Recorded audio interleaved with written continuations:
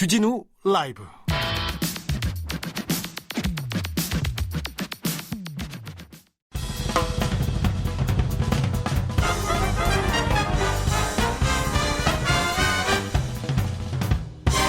훅 인터뷰. 모두를 위한, 모두를 향한, 모두의 궁금증 훅 인터뷰.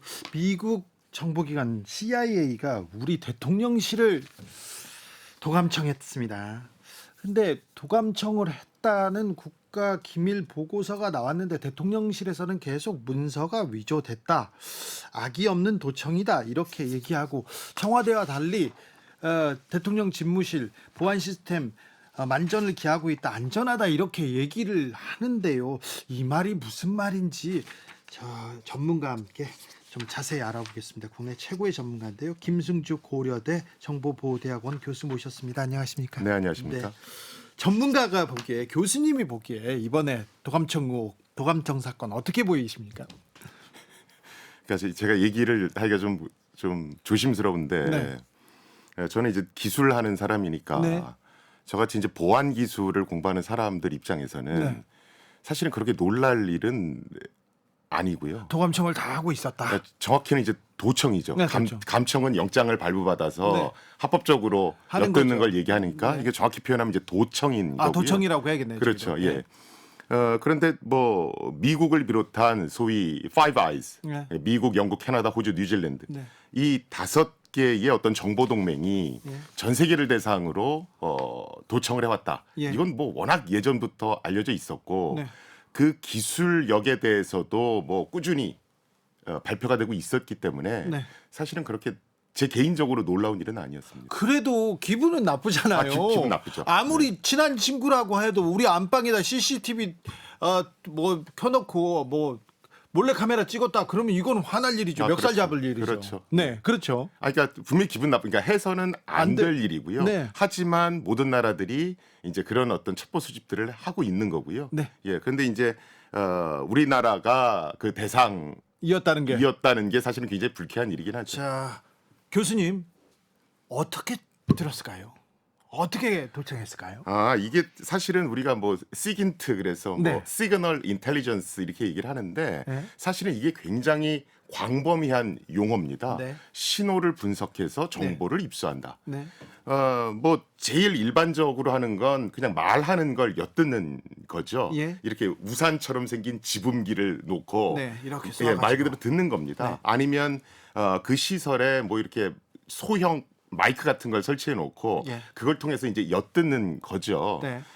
그런데 이런 게 그렇게 쉽지는 않습니다. 네. 왜 그러냐면 음성 신호라는 게 도달거리가 굉장히 짧거든요. 네. 그래서 굉장히 먼 거리에서는 그런 걸 듣는 게 쉽지는 않습니다. 네. 그래서 이제 뭐 언론에도 많이 보도된 게 뭐 레이저를 이용하자, 네. 라디오파를 이용하자, 뭐 네. 이런 겁니다. 이제 뭐냐면 우리가 이제 말을 이렇게 말소리를 내는 건 성대가 떨려서 말소리가 나오는 거잖아요. 예. 똑같이 지금 제 앞에 마이크가 있는데, 이것도 이 안에 막이 있어서 예. 그 막이 떨리는 걸 전기 신호로 바꿔서 내보내는 겁니다. 예. 자, 그럼 사람들이 생각하기에, 야, 뭐든지 아무튼 사람이 말을 하면 어딘가는 진동이 일어날 거고, 네. 그걸 잡아내면 되지 않겠는가, 이렇게 생각을 하는 거예요. 네. 그러면 우리가 보통 방 안에서 말을 할 때 유리창 같은 게 있으면 그게 미세하게 이제 떨릴 수가 있잖아요. 네. 그러면 그 움직임을 잡아내는 겁니다. 네. 어떻게 잡아내냐 하면, 우리가 이제 박쥐 보면 초음파를 쫙 쏴서 예. 사물의 형상을 인지하지 않습니까? 예. 음파를 쏘고 되돌아오는 신호를 감지해서 네. 사물의 형태를 인식하는 거죠. 네. 이게 음파만 갖고 되는 게 아니라 레이저를 쏴서 레이저가 반사돼 나오는 신호를 분석해서 그 떨리는 움직임을 감별해낼 수 있습니다. 네. 그게 이제 신문에 많이 나오는 유리창에다가 레이저를 쏴서 영화에서 보는. 뭐 드러냈다, 뭐 이런 거고요. 또 이제 어떤 것들은 어떤 것들은, 자, 교수님, 네. 지금 대통령실 유리창이나 벽에다가 쏘아서 이걸 들었을 가능성이 높다고 보십니까? 아니요, 그 기술도 있는 것이고요. 있는 거죠. 김병기 국정원 출신 네, 김병기 의원은 그렇습니다. 이렇게 물어봤더니 아마 대통령실에 있는 자재, 네. 뭐 인테리어 장비, 네네. 거기에다 심었을 가능성이 높다, 이런 얘기하더라고요. 그러니까 모든 것들을 열어놓고 생각을 해야 되겠죠. 그렇죠. 해야죠. 그런데 제가 김병기 의원님 인터뷰도 들었는데 그러셨어요? 그건 너무 네. 건물을 쪽에만 포커스를 해서 얘기하신 경향이 좀 있고요. 약간 오래전에 계셨는데. 네. 네. 사실은 지금은 도청 기술이라는 게 워낙 발전했기 때문에 굳이 어떤 그런 일을 안 하지 해도요? 않아도 여러 가지 방법이 있습니다. 그래서 사실은 지금 방송이 나갈 때 대통령실을 도청했다 이렇게 이제 문구가 나가지 않습니까? 네. 그런데 대통령실을 도청한 건지 어디를 도청했는지 아니 모르죠. 그렇죠 휴대전화를 도청한 건지 예. 아니면 뭐 밖에서 얘기하는 걸 도청한 건지 네. 그건 사실은 더 기다려봐야 됩니다. 예, 저는 기술적으로 또 좀 부족하니까요. 일반인이니까요. 네. 물어보는데 네네. 자, 그럼 미국에 야, 니네 어떻게 도청했는지 어떤 정보를 얻었는지 내놔라. 이제 그 얘기는 해야 될 것 같아요. 그 얘기는 적어도 해야죠. 해야죠. 네. 그래서 이제 반감청이라고 해. 이제 도청 못하게 반도청, 반감청 이렇게 구축해야 될 텐데 지금 필요한 게 뭐라고 보세요?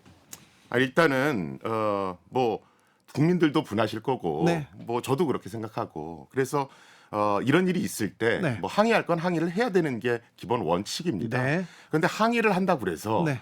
미국이 뭐 미안하다고 한다거나 뭐 그리고 사실 우리는 어떻게 했어 이런 걸 인정하진 않을 거예요. 아, 미안하다고는 해야죠. 여태까지도 그런 걸 인정한 적도 없기 때문에 양심이 없습니까? 그런데 네. 이런 항의가 반복돼서 네. 누적이 되면 네. 아무래도 이렇게 조심하게 돼 조심하죠, 있거든요. 조심하죠. 예, 그리고 우리한테 또 빚졌다라고 생각하니까 예. 그걸 어떤 지렛대 삼아서 그렇죠. 여러 가지를 유리하게 풀어갈 수는 있죠. 예. 그 다음에 물론 이런 도청을 방지할 수 있는 그런 대책도 대책이 나와야 세워야 됩니다. 됩니다. 예. 그런데 기술적으로 봤을 때 그게 쉽지 않은 게 미국의 기술이 워낙 앞서가 있는 거예요. 그래요? 예, 그러니까 예를 들면 아까 제가 뭐 레이저를 쏜다, 뭐 라디오파를 이용해서 뭘 한다, 이거 말고도 뭐 기술은 많습니다. 예. 그런데 그런 걸 하려면 사실은 그 신호라는 게 되게 이렇게 미약합니다. 네. 굉장히 잡음도 많이 섞여 들어 있고, 네. 그래서 그 잡음을 분석해서 원하는 정보만 추려내는 네. 그런 고도의 기술이 필요해요. 예. 그런데 미국 보면 나사에서 외계에서 온 신호를 잡아냅니다. 뭐 예. 이런 얘기 막 하잖아요. 예. 그래서 미국은 기본적으로 이런 신호를 분석해서 가짜 신호랑 진짜 신호를 구별할 수 있는 굉장히 앞선 기술을 갖고 있습니다. 네. 거기다 첩보 위성도 많고 예. 거기에 기술적으로 다 대응해서 어떤 기술적 대책을 좀 내놓는다. 어렵네요. 그건 한계가 분명히 있습니다. 그래도 이 불안해서 살겠습니까? 이게 방어막을 그렇죠. 쳐야죠. 네. 그럼 그렇다고 손 놓고 있을 거냐? 네. 그래서는 안 되고 예. 우리도 기술적인 것도 다 얘기를 해야 되고 네. 연구를 해야 되고 또 외교적인 노력도 사실 같이 해야 됩니다. 네. 왜냐하면 기술만으로 다 해결할 수 없기 때문에. 네. 제가 11년 전 재판에서 오늘 무죄를 이제 확정 그것도 받았습니다. 네, 그때 그 당시에 이명박 정부였는데요. 그 국정원에서 제 관련된 내용을 다 알고 있어요. 제가 누구하고 둘이서 얘기한 내용을 알고 있어요. 그래서 어떻게 할까 제가 국정원 직원들한테 물어봤어요. 그랬더니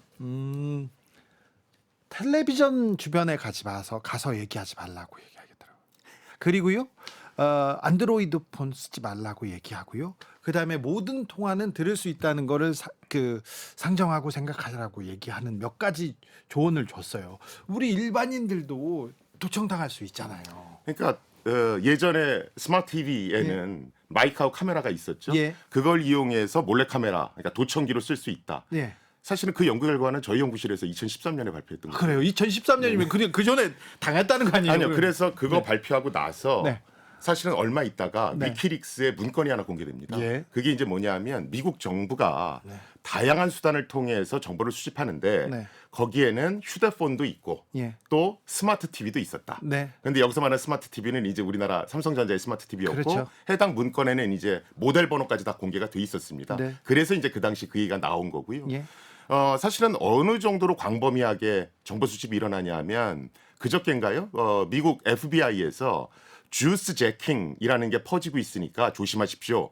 이걸 공식적으로 트위터에 발표를 했습니다. 그게 뭡니까? 이 주스 제킹이라고 하는 건 뭐냐면 우리 공공 휴대폰 충전기 많잖아요. 네. 그 휴대폰 충전기 안에다가 해킹 프로그램을 넣어놓는 겁니다. 그러니까요. 그래서 충전하려고 꽂으면 네. 그 휴대폰 안에 해킹 프로그램을 집어넣어서 네. 이제 도청에 악용을 하는 걸 얘기합니다. 예. 그런데 그 기술도 2011년에 나왔습니다만 이미. 네, 지금 이제 본격적으로 활용을 하고 있는 겁니다. 요즘은 어떤 도청 기술까지 나왔습니까? 아이고 무서워요. 요새는 예를 들어서 뭐 컴퓨터에 예. 이제 해킹 프로그램을 심어서 네. 내부 정보를 이제 밖으로 뽑아내는 겁니다. 네. 뽑아내는데 어떻게 뽑아내냐면 우리 하드 디스크 있는데 잘 보면 이 LED 램프라고 해서 불이 있죠. 예. 그 디지털 정보를 요 불빛 신호로 바꿉니다. 예. 마치 몰스보어 같이. 예. 그러면 밖에서 드론이 떠 있으면서 그 불빛을 전부 다 녹화해요. 무섭습니다. 예, 그래서 실제로 그 시연 영상을 보면 건물 안에 있는 모든 컴퓨터가 동작을 해서 막 깜빡깜빡거리고 있습니다. 하드 디스크가. 네. 그러면 밖에서 드론이 그걸 찍어서 이제 해커들한테 보내는 거죠. 제가 전화기를 4개씩 썼어요. 근데 그 국정원에서 국내 정보를 하지 않고 이제 그 개개인의 사생활 파일을 만들지 않는 것 같아서 그 다음부터는 조금 안심하고 있었는데, 어이구 조금 무섭다 이런 생각이 들기도 해요. 대통령실에서 철통 보안이다, 도감청 우려 걱정 없다, 우리는 청와대보다 훨씬 더 탄탄하다 이렇게 얘기했는데 전문가로서 이 발언은 어떻게 보십니까? 대통령실도 분명히 신경 썼을 겁니다. 예. 그리고 뭐 여러 가지 대책 세웠을 거고. 그런데 사실은 이거는 어느 정도 이제 국민들을 안심시키기 위해서 하신 얘기 같고요. 예. 사실은 도청이라는 게 창과 방패 싸움 같아서 네. 완벽하다, 안심해도 된다 이런 건 존재하지 않습니다. 네. 계속해서 기술이 발전을 하거든요. 네. 그래서 아마도 지금 내부 점검을 해서 또 다른 문제는 없는지 이런 거 체크하실 거고요. 제가 이제 방송 이렇게 듣다 보니까 예. 정보 계시는 분들은 비화폰을 써서 안전합니다. 또 이런 얘기 많이 하시더라고요. 네. 비화폰은 도청을 막는 폰이 아니고 예. 대화 내용을 암호화시키는 네. 폰입니다. 네. 그런데 미국은 그 암호 기술을 깨는 프로젝트도 추진하고 있거든요. 그거 필요 없어요. 그래서 암호화된 거 뭐 깨버리면 되기 때문에. 네. 그러니까 뭐 우리는 도청이 완벽하니까 안심해도 된다. 네. 이거는 조금은 좀 잘못된 말 같습니다. 근데 제가 위키릭스 저 줄리안 어산지를 네, 네. 만나러 갔을 때 가는데 계속 비화폰 다른 전화기를 만들어서 통화를 하자고 합니다. 네. 그래서 어찌어찌 이렇게 해서 만났는데 비화폰도 다 듣는다고 생각해야 된다. 모든 디지털은 듣고 있다고 맞습니다. 생각해라 이렇게 저한테 얘기하더라고요. 맞습니다. 맞습니까? 당연히 그렇게 봐야 되는 거고요. 그래요. 그런데 예전에 에드워드 스노든 네. 문제가 터지고 나서 네.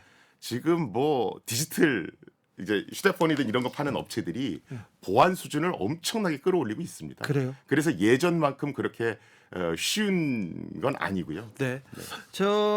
제 친구 중에 김어준이라고 있습니다. 좀 불량합니다. 네. 근데 그 분이요. 이 그 도청에 노이로제가 걸려 있어서 네. 전화를 안 해요. 그래서 저하고 지금 10년 넘게 통화한 적이 없어요. 전화기를 안 씁니다, 네. 저희들은. 그리고 만나면은요, 꼭 실외에서 걷습니다. 그리고 중요한 얘기는 저기 버스 정류장 그런 데 있잖아요. 길 시끄러운 데에서 거기서 계속 합니다. 네. 이거는 좀 괜찮습니까? 뭐 굉장히 안전한 방법을 하시는 거고요. 네. 왜냐하면 실제로 에드워드 스노든 폭로가 있었을 때 네, 네. 독일에서 타자기 팔리는 대수가 확 늘었습니다. 그렇죠. 그러니까 안 쓰려고 하는 거죠. 사실은 디지털 기기는 가급적 안 쓸수록 네. 안전합니다. 그렇죠. 네. 김병기 의원은 건물을 부시고 지금 다시 짓는 수밖에 없다. 용산 대통령실 불안하다. 건물을 부시거나 이사 가라 이렇게 얘기하는데 이 얘기는 어떻게 생각하세요? 그건 뭐 제가 드릴 수 있는 말씀은 아닌 것 같고요. 네. 일단은 뭐 건물을 부시기 전에 그 건물에 대해서 뭐 안전 진단을 말 나온 김에 다시 한번 해보는 게 옳은 순서 같고요. 예. 사실은 이제 도청 논란이 너무 이렇게 용산 이전하고만 직결돼서 자꾸 얘기가 나오면 네. 저는 본질을 바라보기가 어렵다라고 봅니다. 네. 그래서 지금은 도대체 도청 기술이 어떤 것들이 지금 미국이 하고 있고 네.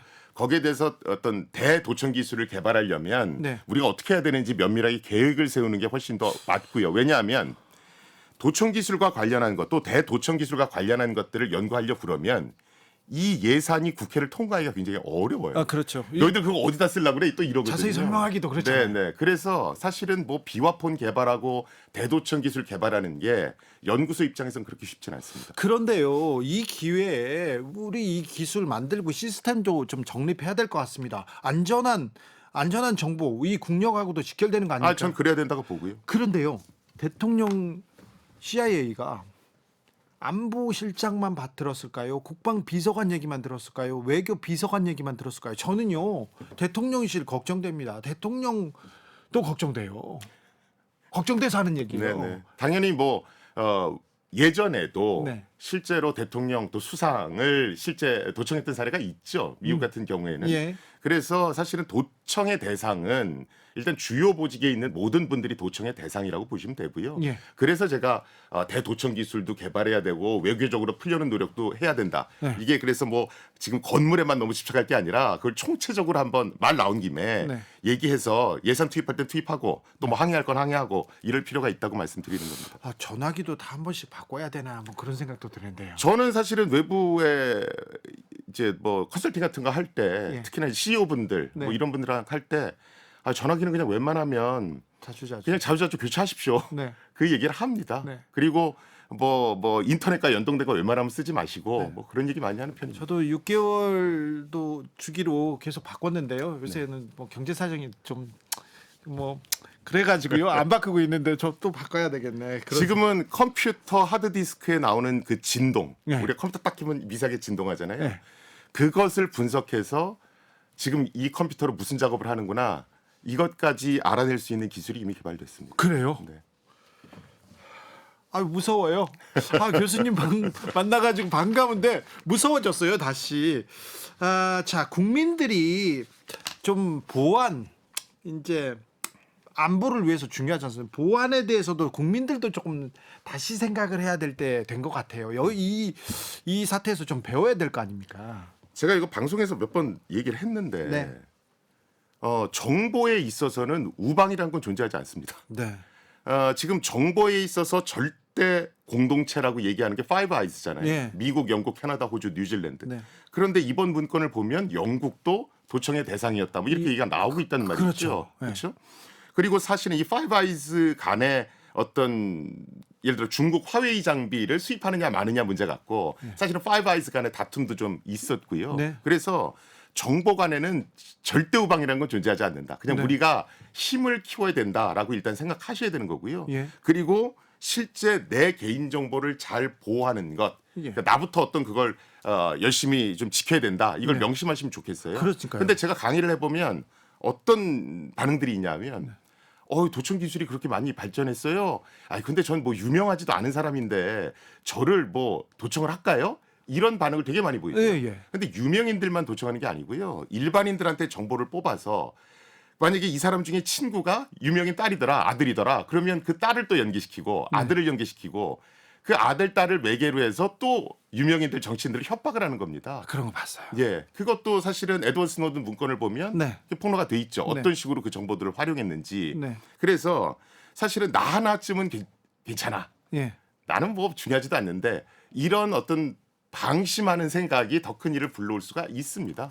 아니 스노든의 폭로로 좀 불법적인 도감청, 이 전방위적인 이런 정보 전쟁 이거는 조금 수그러들지 않았는데 더 심화됐다는 것은 뭐 어쩔 수 없는 일인 것 같아요. 그렇죠. 그나마 이제 여러 감시의 누처리들이 인터넷에 있으니까 네. 그나마 이렇게 알려지는 거 아닌가. 이번 건도 사실은 디스코드가 없었으면 네. 외부로 폭로되질 않았겠죠. 네, 이 사태에서 좀 배워야 될 것 같습니다. 고민할 점이 많았습니다. 많이 배웠습니다, 교수님. 아유, 감사합니다. 김승주 고려대 정보보호대학원 교수였습니다. 교통정보센터 다녀오겠습니다. 김한나 씨.